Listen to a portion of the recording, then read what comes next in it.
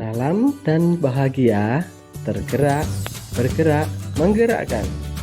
Halo, jumpa lagi dengan saya, Suparno, calon guru penggerak Angkatan 7 dari Kabupaten Klaten.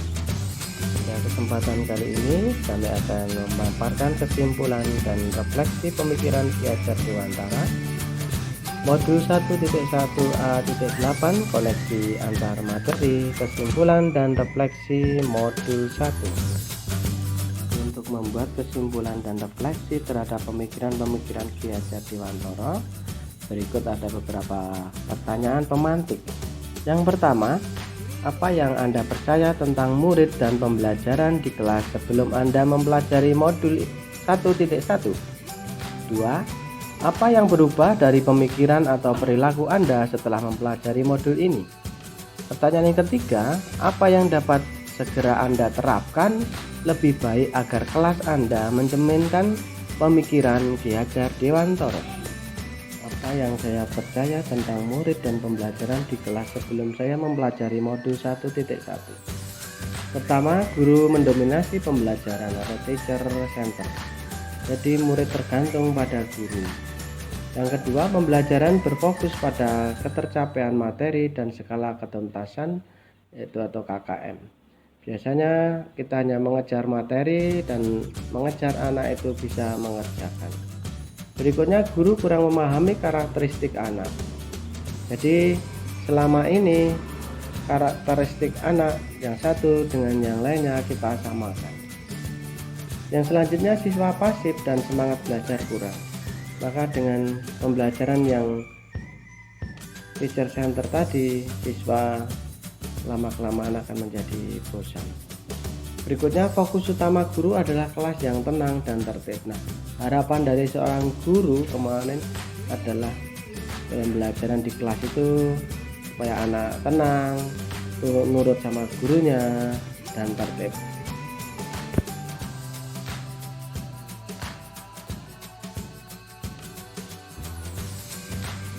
Selama ini siswa hanya duduk dan mendengarkan saja.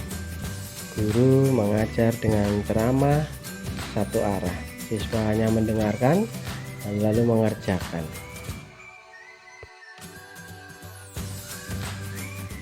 Dalam pembelajaran, guru hanya berfokus pada pendidikan kognitif anak. Guru memberikan materi supaya anak bisa mengerjakan dalam aspek pengetahuan saja. Nanti mengutamakan nilai akhir dan output saja.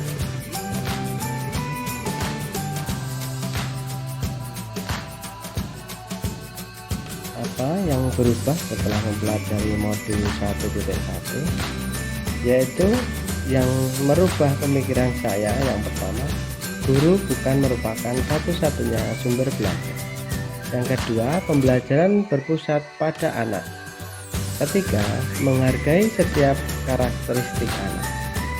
Dan juga dalam mempelajari modul ini saya bisa berubah dalam perilaku, yaitu memberikan kebebasan kepada anak untuk menyelesaikan tugas sesuai minat, bakat, dan keaktifan anak.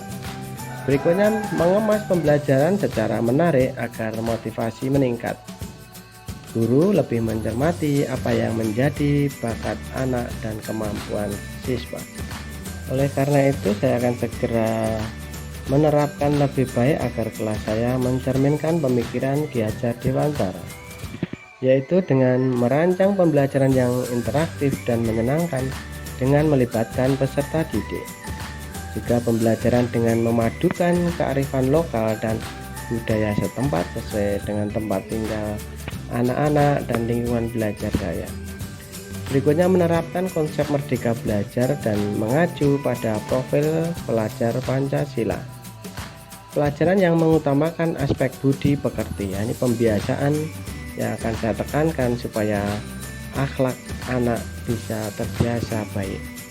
Pembelajaran dengan sistem Among, yaitu mendidik yang menuntun bukan menuntut, dan dengan memperhatikan kodrat alam dan zaman, yaitu dengan memperhatikan kemampuan siswa dan untuk mengimplementasikan di perkembangan zaman saat ini. Dan pembelajaran diintegrasikan dalam permainan. Nah, ini dalam pembelajaran kita akan menyematkan pendidikan pengajaran dengan permainan.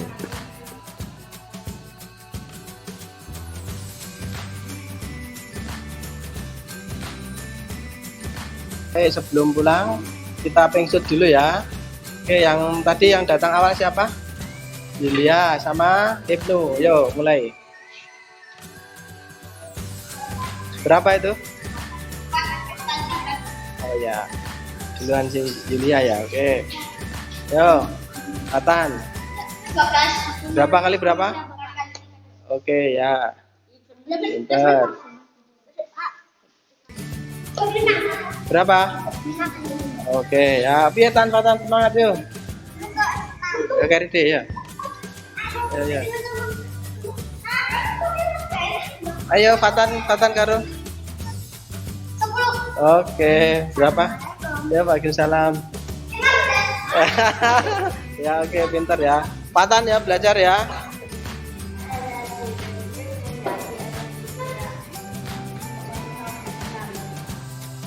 Dalam hal ini saya bisa mengambil kesimpulan bahwa yang pertama, pendidikan itu adalah menuntun anak sesuai dengan minat dan bakatnya. Jadi guru mempersiapkan pembelajaran untuk menuntun anak itu mengembangkan bakatnya. Dan berikutnya, pendidikan bukan hanya ilmu akademis saja namun perlu penanaman budi pekerti yang baik. Nah, budi pekerti di sini sangat penting untuk penanaman kebiasaan bahwa anak itu tidak dituntut hanya akademisnya saja, melainkan mereka juga pandai tetapi juga berakhlak mulia. Pendidikan sejatinya adalah berhamba kepada anak. Ini yang lebih penting. Sebagai guru kita harus ikhlas, harus melayani anak dengan setulus hati. Apa yang menjadi kebutuhan anak, pendidik harus mempersiapkan. Jadi kita sebagai pelayan bagi peserta didik itu.